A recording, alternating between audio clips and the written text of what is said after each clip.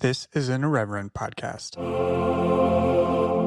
Check out irreverent.fm for shows from all our friends.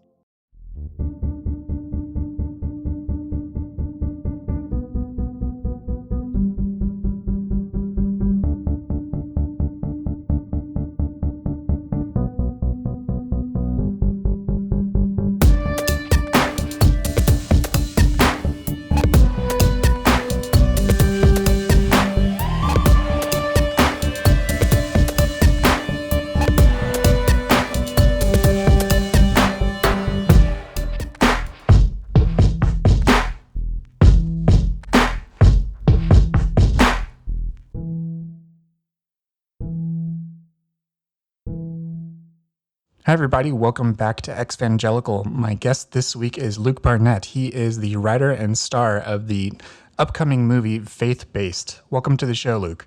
Hey, man. Thanks for having me. Thanks for coming on. It was very interesting to learn about this project. We're talking on a super slow news day. Today is October 2nd, 2020. And we just learned this morning that Trump has COVID. And really, the perfect time for us to be promoting our movie. There's nothing else in the news right now. Like, right? As if to be honest, it's almost as if I couldn't dislike Trump more, and then all of a sudden he like ruins the week of my movie coming out by taking up the news with his disease.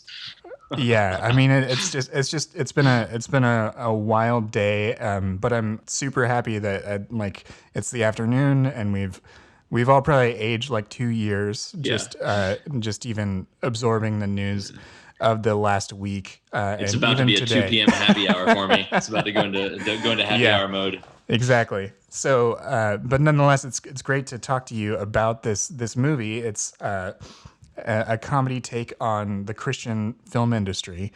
Before we get into the movie proper, I'd like to hear a little bit more about you and your background. That's where we usually like to start on the show. So if you could just tell us a little bit about yourself. You mentioned just when we were sort of exchanging emails, arranging this call, that you are a PK, so you do have some sort of background in Christianity. So I'd love to hear a little bit more about that.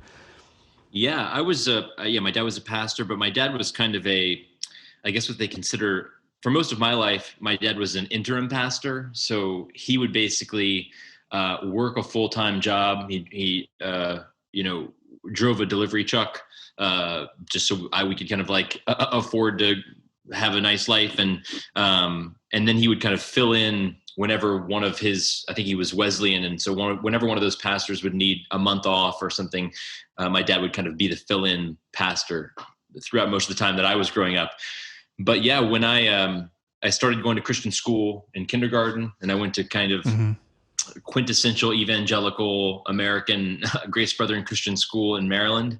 And yeah, I mean, it was basically anyone who's seen the movie Saved has pretty much seen a firsthand account of my school from kindergarten through senior year.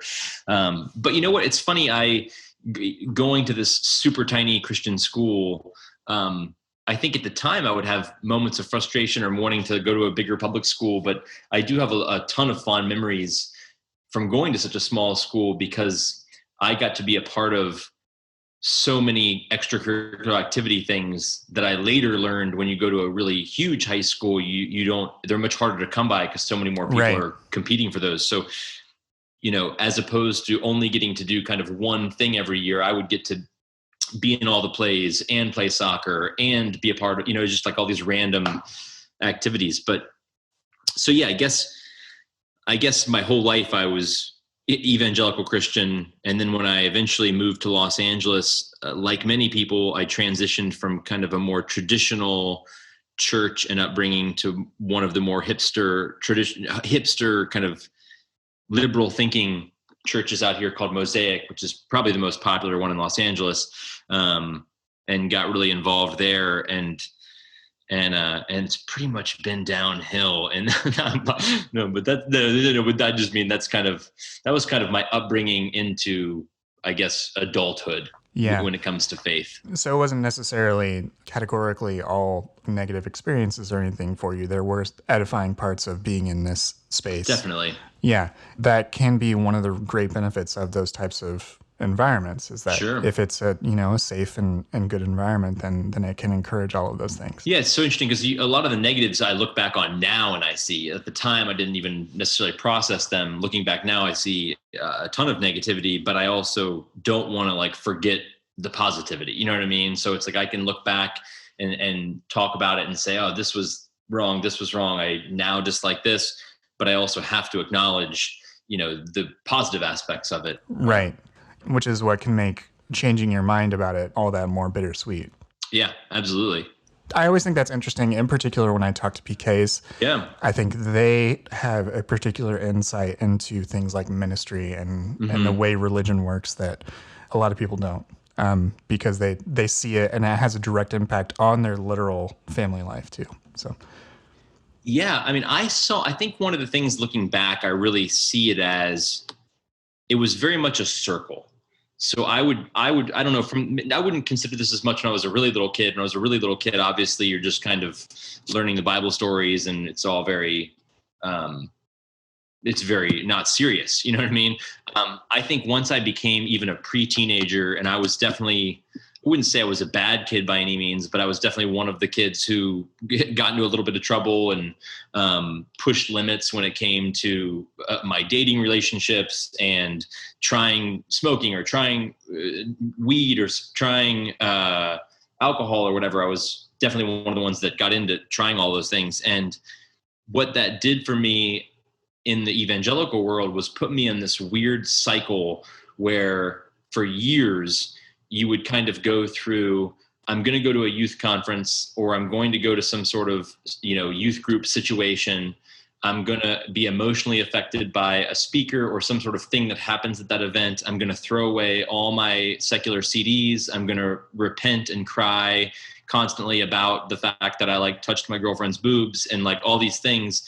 And then all of a sudden that leads to no, I'm changing everything around and I'm going to dedicate my life to putting the word of God out into the world. And so then for months, I'm in this mindset of, I'm going to go on the mission trip this year and I'm going to save everybody I know and I'm going to change the world through Christ. And then slowly you get back into school, you get back with your girlfriend, you get back with the right friends and you repeat it all over again. And all of a sudden, it's just this weird kind of unhealthy cycle of never being, I think almost just being confused all the time because you're just constantly apologizing and asking God back into your heart, for lack of a better word, until you can do it again, which is a really strange way to lead life when I talk to anybody that didn't grow up that exact same way. I mean, that resonates with so many people who for sure have grown up like this. I went to a Christian college and one of my high school roommates almost every other week would get convicted and delete all the MP3s of all of his secular stuff. And then do this cycle. Well, I found it so interesting. My wife now, she's Jewish. She grew up in Los Angeles, very kind of non-religious. And I found it so interesting talking to her about this stuff, or even when we first started dating, going to kind of the church I went to out in LA. And seeing everything from the perspective of someone who wasn't told it since they were 3, and seeing the good, seeing what she saw as great and positive, and seeing the things that she thought were totally outlandish and kind of crazy. And it was just very interesting to have the closest person in your life give you this sort of perspective as a 28-year-old at the time person who didn't grow up that way. It was very interesting to me. Right. Yeah. Because the culture is so good at keeping you inside the culture without that external perspective. So talk a little bit about this church mosaic and everything. I mean, I'm not, at least it's not ringing any bells right now. I know that LA is known for having some celebrity pastors or pastors that do try to evoke that type of thing that will attract A-list people or even people that are just in the LA scene and want to be connected to that. You said that that's sort of where things began to decline.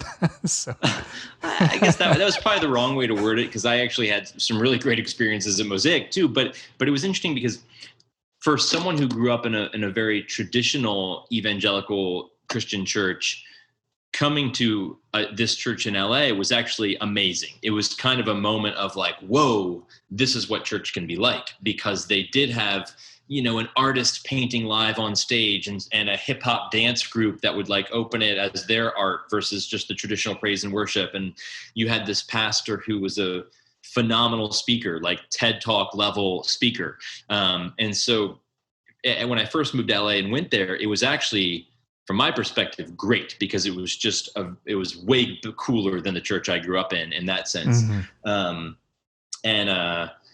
But it's funny because a lot of people who at the time even hated on some of these churches, they would call it Christianity light, because he would be kind of more of a TED Talk, an inspirational talk, more so than like diving into the Old Testament. But I don't know. I like that more, to be honest. Like as a more liberal minded Christian, I enjoyed that more than I enjoyed kind of fire and brimstone, repent sort of conversation. Mm-hmm. So at the end of the day, I don't have like all negative things to say about those churches or Mosaic, but I do think one thing I noticed, and I've noticed even more so the last decade or so, is a lot of these churches really do put the presentation over kind of the message. And so you go to Mosaic now, and it is literally the hippest place you will go in Los Angeles. Like, you've got the hottest, trendiest crowd with a design that is right out of Etsy. And, it's just as hip as it gets. You've got the fanciest coffee flown in from wherever. It's very quintessential. How do we attract the coolest crowd more so than anything else?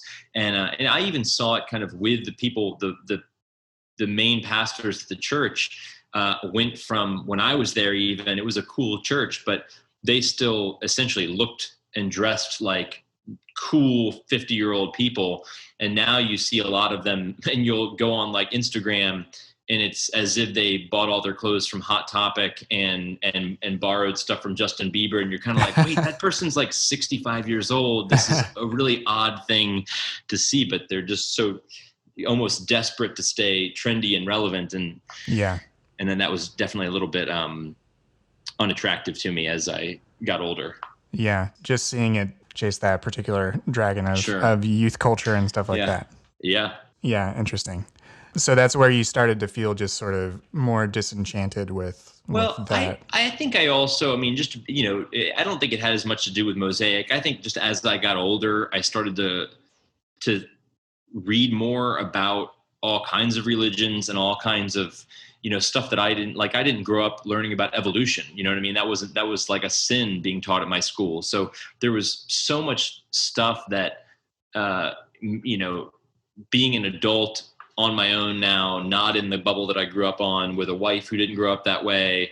I all of a sudden just kind of like more had my eyes open to the rest of the world and the history of religion. And I read lots of books on kind of like who wrote the Bible and all kinds of just trying to like learn more about this thing that I kind of grew up believing.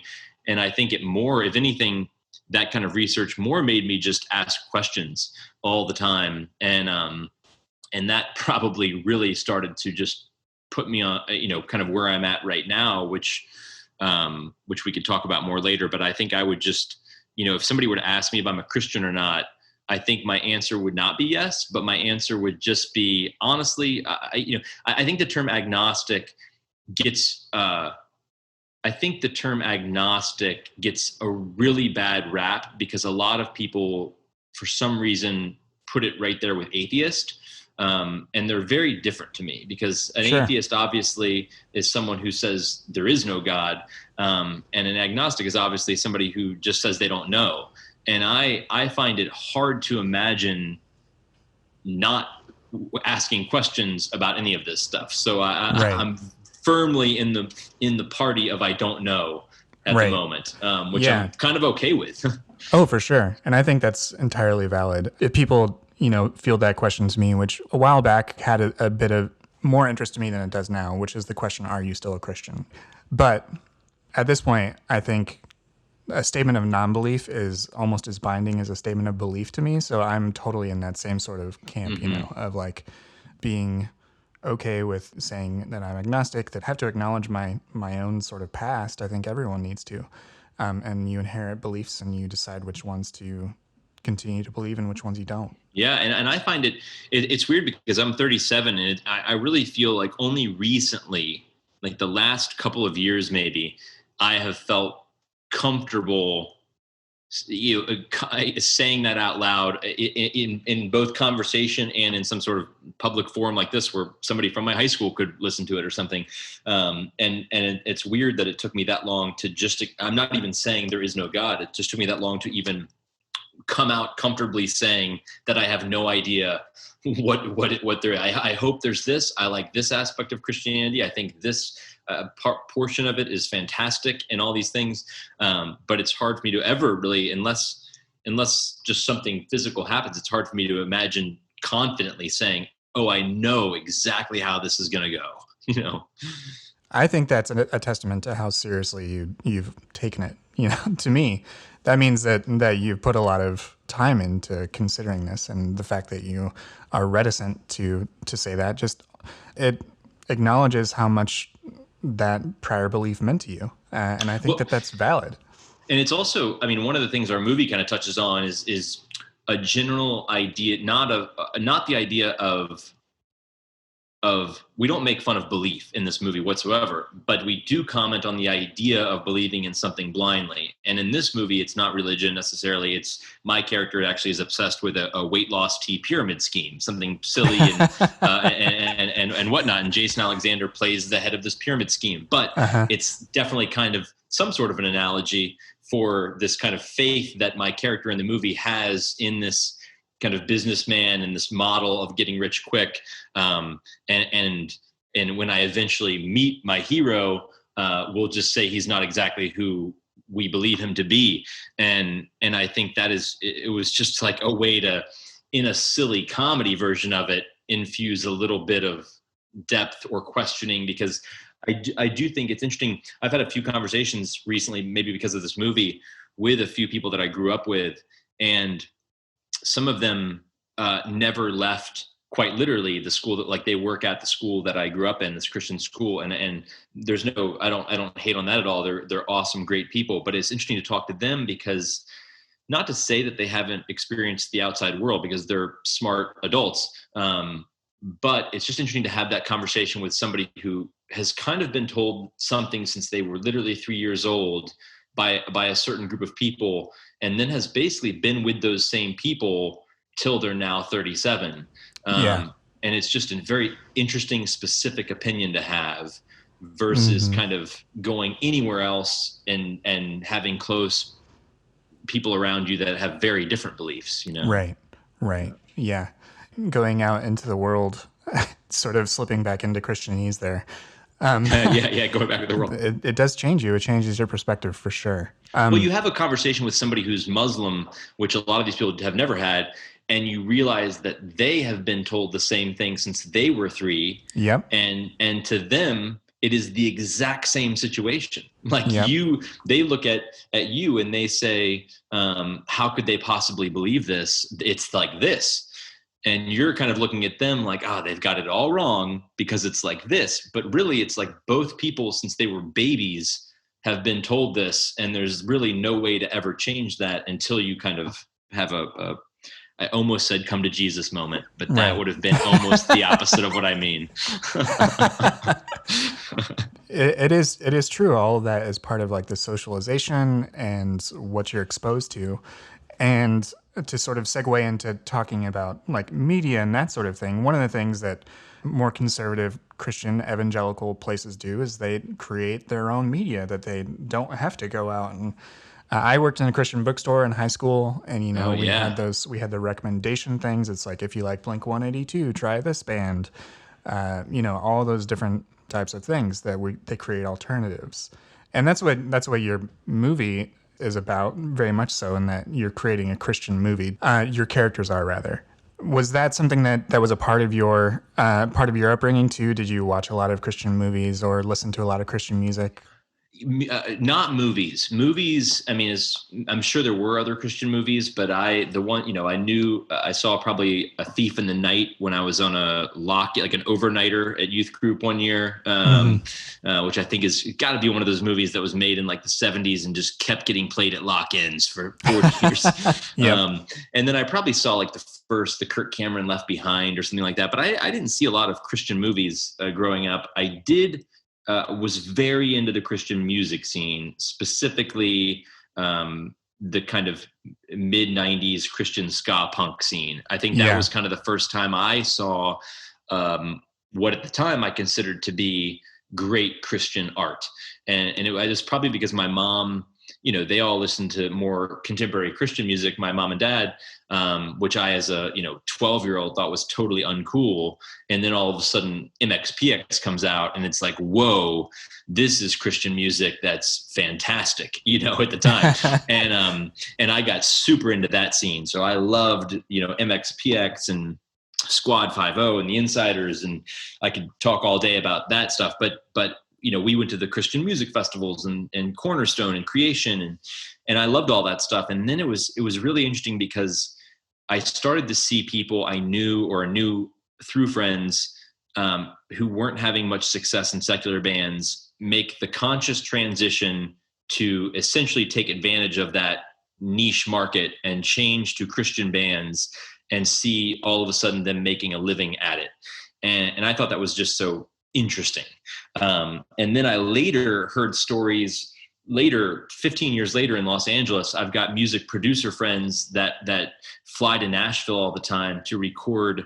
I won't name them, but I will say there's some like very high profile Christian bands or artists who, are as, for lack of a better word, they sin as much as a normal secular band sins, and love to party and are clearly doing this for the business side of it. And because they know that like their audience will support them almost no matter what in that world, versus if they're in the mainstream world, they're all of a sudden competing with thousands of these major bands. I found that all interesting. And then I kind of saw it happen with the film industry after I was already in Los Angeles. I think the first time it really got put on my radar was when the Kendrick brothers did Flywheel, and they made this movie probably mid-late 2000s for, I don't know, $50,000, and the movie made a lot of money. And then they were guys that worked at a church. They had the church fund the movie. It made a bunch of money. All of a sudden they make, Fireproof with Kirk Cameron, Courageous with Kirk Cameron. These are movies that are shot between $1 and $2 million, and all of a sudden go on to make $20-30 million. And you could kind of see when that happened. And I'm sure there was other examples that I wasn't aware of. I was just specifically aware of those. You started to see other producers and studios notice this and say, oh, we can make a lot of money because someone like my dad's church, if God's Not Dead 3 comes out, they will rent out the theater. They will take vans of people to go see it. And all of a sudden, almost no matter what, that movie will make millions of dollars. And that's when everything started in the movie world became so interesting to me. Yeah. I just found it fascinating. They vote with their dollars for sure. I remember with music, as you mentioned, like they're very lucrative. Third Day years ago was one of the most lucrative bands in America. Sure. And then Skillet was apparently one of the few keeping that particular like type of hardcore metal. I'm probably way wrong in my genres. I'm sorry, music. No, that nails it. I just hadn't heard that term in a long time.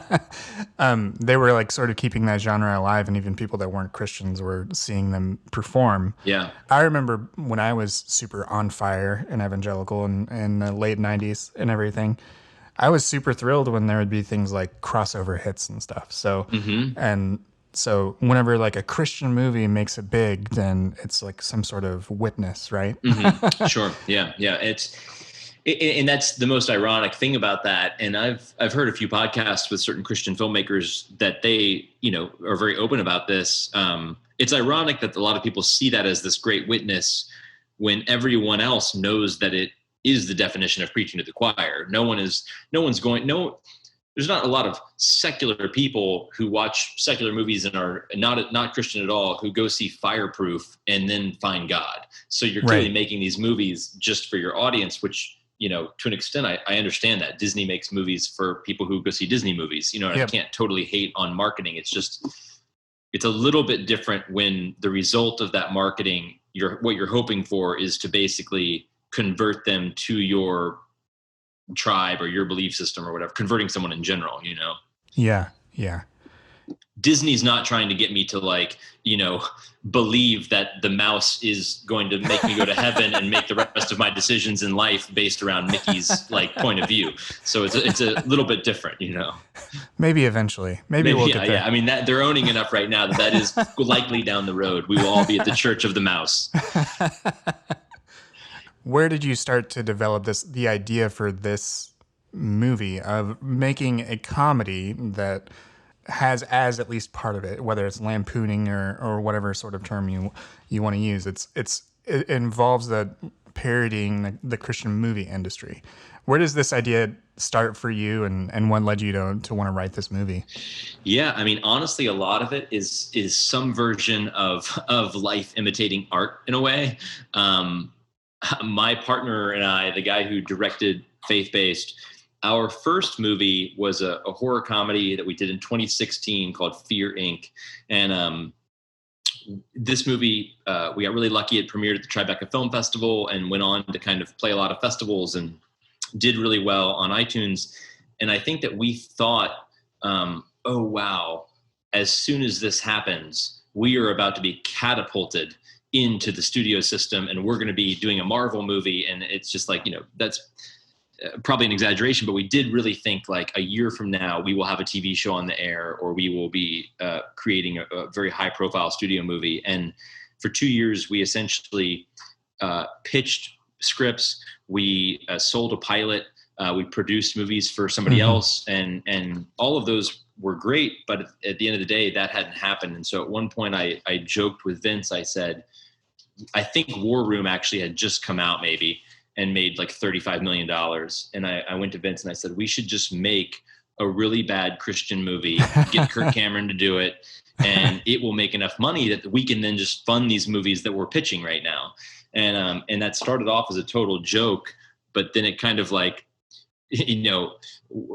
kept going to it became, it went from a joke to essentially a pitch for a TV show that we originally kind of had this idea for. And we loved the first season of this pitch, but it ended in a way that we really loved the ending of the first season and kind of couldn't get past it.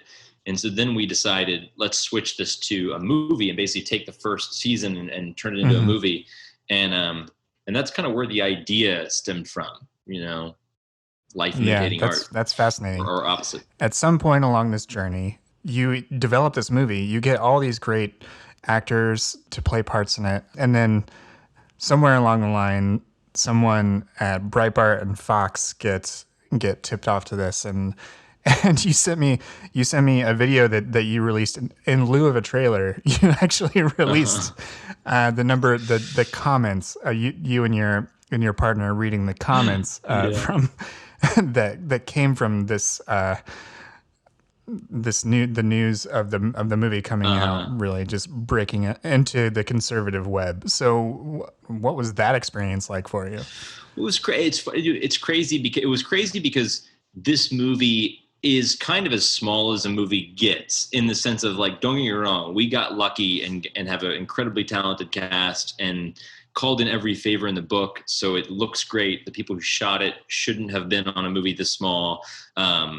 Everybody kind of did this as a passion project, which is why it hopefully feels bigger than it is. But we shot this movie as low of a budget as a movie can really be shot. And so it's not that we didn't have high hopes for the movie, but we definitely were kind of looking at it like this tiny little indie project that we're all just excited to make each other laugh. And so on the first day of shooting, I think we had announced the project in general in the Hollywood Reporter, just saying that this movie was going to get made. And a few hours later, this Fox News article comes out saying that these guys are making this Christian bashing movie called Faith Based and that these losers in Hollywood that can't succeed at anything else, so they have to make fun of Christians. And it was this whole thing. And I think more than anything else, our first reaction was like, whoa, Fox News is talking about our movie. It's just like kind of funny. And then I think right after Fox News picked it up, Breitbart picked it up. And then for a few days, we didn't think to even look at the comments. And then you realize like that, I'm sure the comment section anywhere is a disaster, but like the comments on a Fox News article are out there, man. And so we started to notice like each one of these articles would have 5,000, 10,000 comments of people just like everything from cursing us to hell to the hundreds of comments about like, why aren't they making a Muslim mocking movie? It was crazy. So when it was kind of funny because what the video you saw, we premiered at a festival in January before kind of COVID took away festivals. Yeah. And we wanted to release something footage-wise, but we wanted to save the actual trailer for the movie being released into the world. Mm-hmm. And so Tanner actually had the idea of what if we show 5 seconds of footage and then cut to you and I reading these comments. And it was funny because my favorite, so we made this video, it went over really well. And the funniest part about it is we kept texting each other saying, I wonder if Fox or Breitbart will comment on this trailer that's about Fox and Breitbart. And it didn't happen until the next day. And then the guy from Breitbart wrote this article, and in the article he actually said, I wasn't going to take the bait, but I have to comment on this thing. And it was just so funny because he fully took the bait. And we were imagining him like in bed that night, like tossing and turning over whether he was going to like write his article or not. So very little had even been released about the movie besides. We hadn't even shot a day. They didn't, nobody. The very idea of it was so. Yeah, the title was too much for them to handle and released all that. I'm sure that vitriol wasn't there before. It was all fresh. No, Alex Jones strikes me as a pleasant guy most of the time. But. Right, exactly. Well, after you have this sort of maelstrom of crazy commenting, you actually get to work and you have all these wonderful actors as part of your movie: Jason Alexander, Lance Reddick, David Koechner, Margaret Cho, all these people. How did they respond to your script, and what was it like working with them to make this movie happen? Man, it was incredible, man. I think what was the best part about it, which doesn't even start with those people, it kind of starts with some of the other actors in the movie, was this entire thing grew and happened more organically than any project I've ever been a part of. So this started off, we basically decided we're not going to let anybody else have to give us the green light. We're going to basically make this movie on our phones with friends for like $10,000. We'll improv the whole movie. It'll just be a fun little thing. And every person that kind of heard the idea that wanted to be a part of it kind of made it a little bit bigger. And then I decided to just wrote the script, we start sending it out, and everybody is just enthused about the project. And so kind of really naturally became bigger and bigger in terms of the actors and everything. But it really started off, I think what worked so well about it is so many of the cast you see in the movie, there's kind of a group that's our bar regulars where we all hang out and we all end up kind of getting into green screen suits and making this bad Christian movie. A lot of those people are working actors that are also real life friends of ours. And so we really tried to, we shot it because of no budget. We shot at places that we had access to. We shot at my house, Tanner's house, my in-laws' house, the bar that Tanner and I used to work at, like all these things. And what's weird is that all of that kind of gave it an authenticity to it, where all of a sudden it's like we're hanging out at the bar that we really do hang out at with our real friends. And it's hard for that not to feel natural. And so then it was kind of like we had this great energy and this great core group of people who were all just in it together. And then when all of a sudden those kind of names you gave started to say yes and they got dropped in, it really just was such a great combination, because but yeah, it was, and those people, everybody who came out that weren't friends of ours like that, just blew us away with how generous they were and how obviously talented they are, which we already knew, but they really just brought it, man. Like nobody was phoning it in. Nobody came out. Obviously, on a movie this small, I think what's great, no one is doing this for the paycheck. No one said, "Oh, I don't like the script, but they're paying me so much money that I'm going to come out and do this job." Mm-hmm. Everyone on a movie this small clearly wants to be a part of it, and I think that really shows in the movie because they really do care about it, and they gave great performances, and yeah, and then all of them also were just like a dream come true. Every person that you named was kind of a crazy story of them each being one of, if not our very top all-time choices that we never thought would do this movie, and Mm-hmm. suddenly Yeah. in the movie.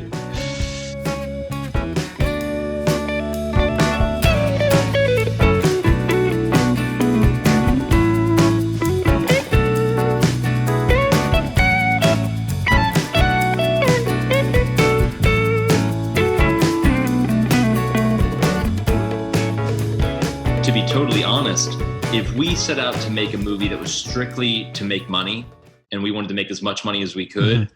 we would have made a Christian movie. We would have made A Prayer in Space. We would have made the movie that we're making within the movie.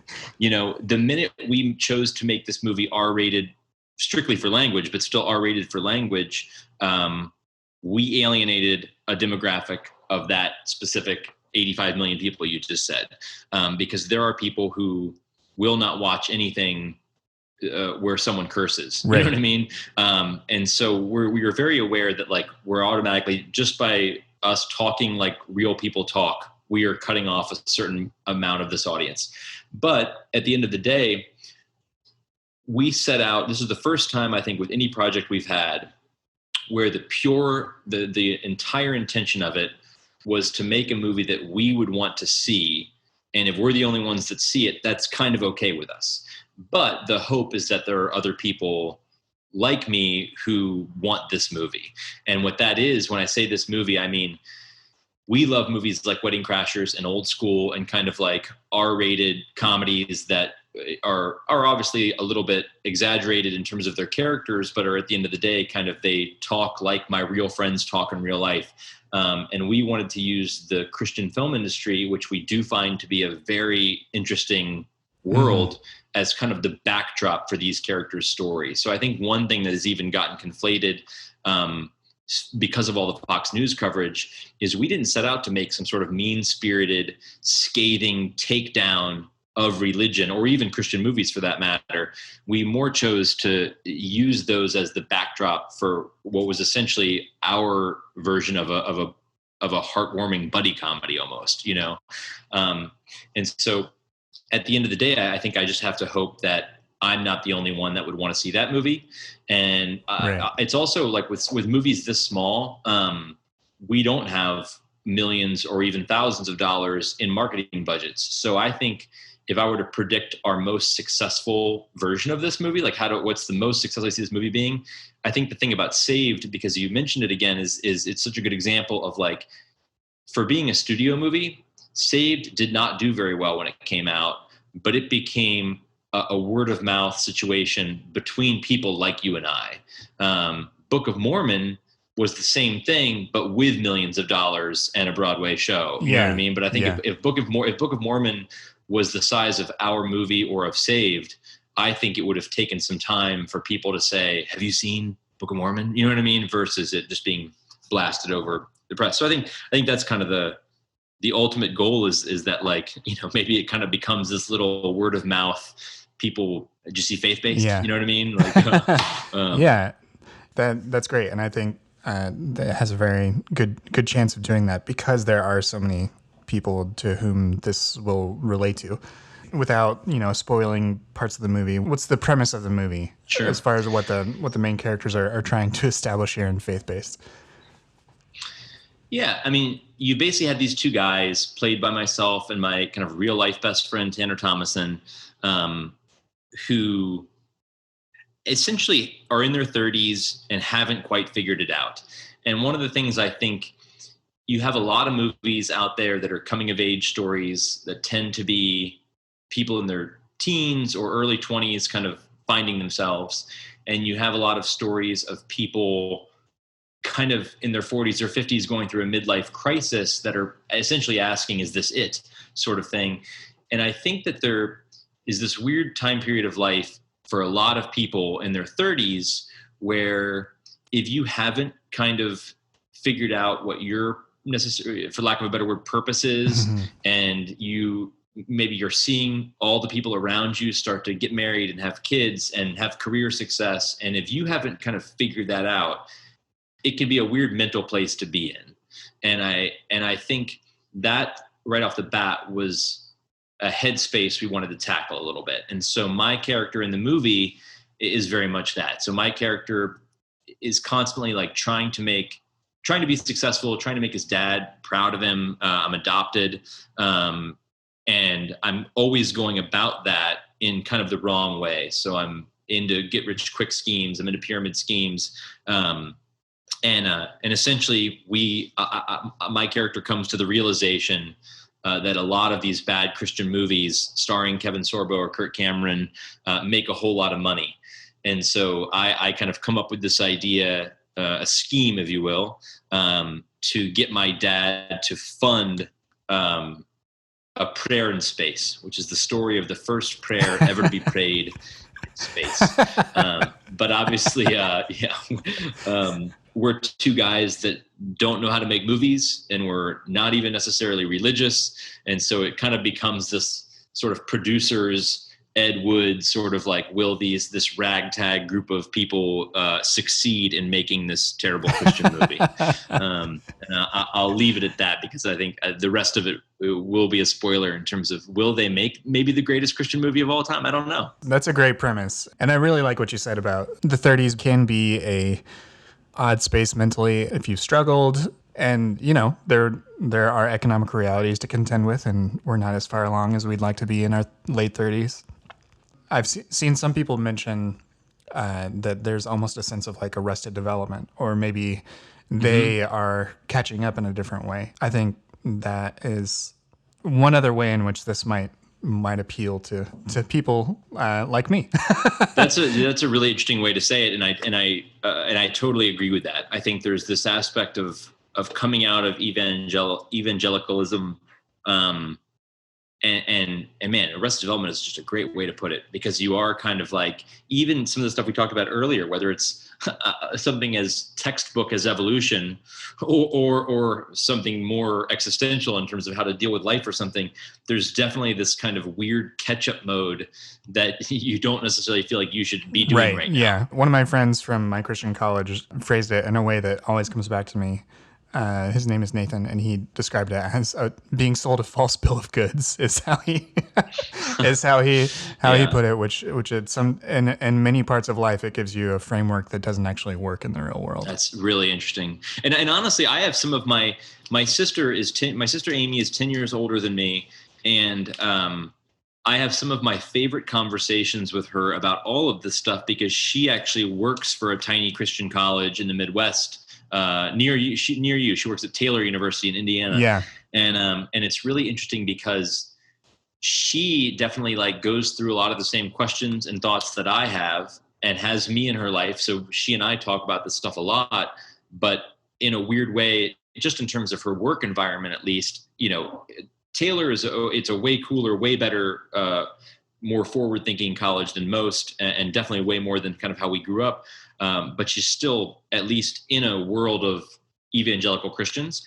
And it's very interesting for us to have these kind of conversations, because it's almost like she's thinking about the same things or asking the same questions, even 10 years older than me. So in her mid late 40s, you know, so it's something that I wonder if it just kind of happens throughout your entire life, or at different times for different people. Like some people it obviously happens when you're 22. Yeah. Some people, maybe you're in your 60s and all of a sudden you're just kind of like, wait a second, you know, I don't know. Yep. Yeah. But I mean, I think that's such an interesting lens, and it doesn't always have to be tied to age, but I think it's also super valid when it is.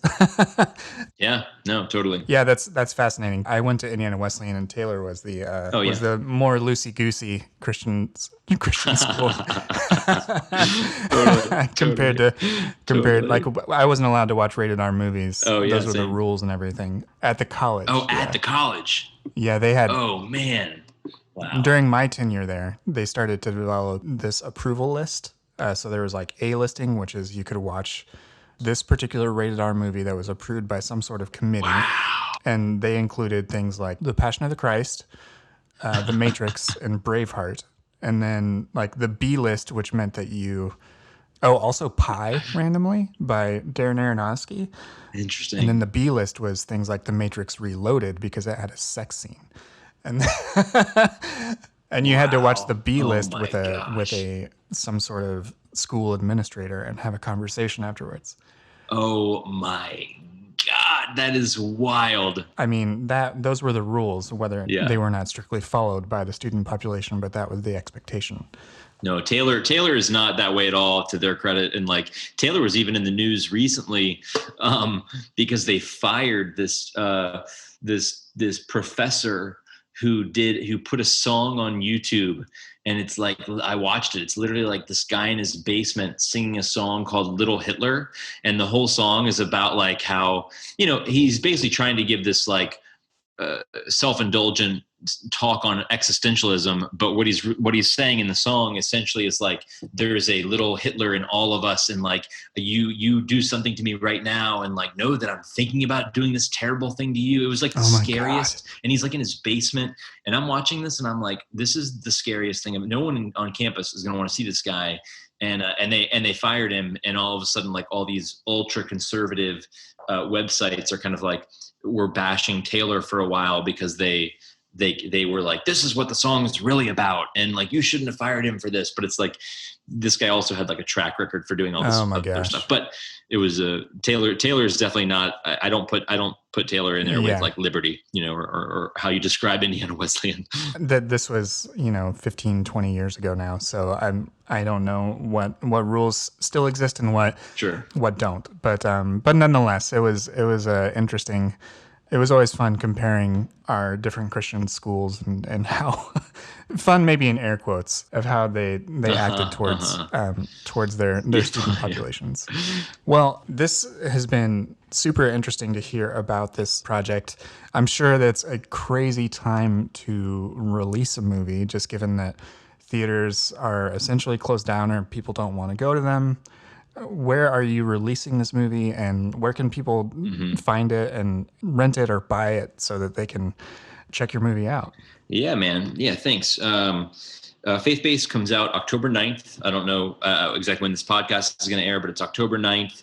And it's basically going to be available anywhere that you can buy or rent a movie. So iTunes, Amazon, all your kind of DirecTV, Spectrum, Fandango, essentially wherever you would buy or rent a new movie, it'll be available. We're really encouraging people, no matter what the theater situation, literally we get a different email every week because of all the COVID stuff. And so we basically committed to just encouraging people to watch it safely in their home. So yeah, basically anywhere you can buy or rent a movie, we recommend making a night out of it at home. And honestly, the only other thing I wanted to say was, if you listen to this entire conversation and you think faith-based does not sound interesting, I highly recommend to do the same thing with some other like small independent film, because a lot of these conversations we're having about the Christian film industry are essentially people rallying around them and supporting them with their dollars. And that's great. And that works for War Room to make $30 million. But at the end of the day, if we don't support these independent original stories, all we will ever have is Marvel or sequels Yeah. or spin-off stuff or these Christian movies, or Kirk Cameron movies. You're either gonna have to choose between Marvel or Kirk Cameron. Those are your only two options if you do not support original stories. And so I guess, I just want to say, like, and I love Marvel movies and stuff, but I don't want to see a world where like there is no Back to the Future. You know what I mean? It's like, So yeah, so we'd love for you to check out Faith Based, but if it sounds terrible, then find another independent film and spend the $3.99. I think it really is up to the audiences to kind of save the film industry in a world, because it's almost, I hate to ever say it's unfair to Marvel or Disney, but at the Right. same time, I can't blame them for like wanting to make money, be profitable movies. I have to, at a certain point, hope that the audience is the one that saves the movies by supporting original stories. 100% agree. It's difficult to bootstrap your own stuff and put things out there, and it takes a lot of courage and it takes a lot of work. And there's so much to it that a lot of people may not even be aware of. And it's incredibly laudable that you had this idea for a movie, you did it, you're releasing it in a really difficult market, but you're putting it out there, and I'll be happy to hopefully send some people your way. Oh man, thank you so much, man. Is there a website or anything else where people can find this, or like a social media account or anything for you or for the movie? Oh yeah, the movie, if they go to faithbasedmovie.com, is basically going to have all the links to buy or rent the movie, or they can search for it wherever they buy and rent movies. We also have a pretty active Instagram account at I think it's at the Faith Based Film, and I'm pretty much I'm active on Twitter at Luke Barnett, and I'm on Instagram at I am Luke Barnett, and I love these interactions. So it's like, don't ever, if anybody's listening, don't. I love to talk about this stuff. So feel free to reach out and engage in a conversation, especially if you've watched the movie and loved or hated it. Awesome. Well, Luke, thank you so much for joining me today. Yeah, thank you, man.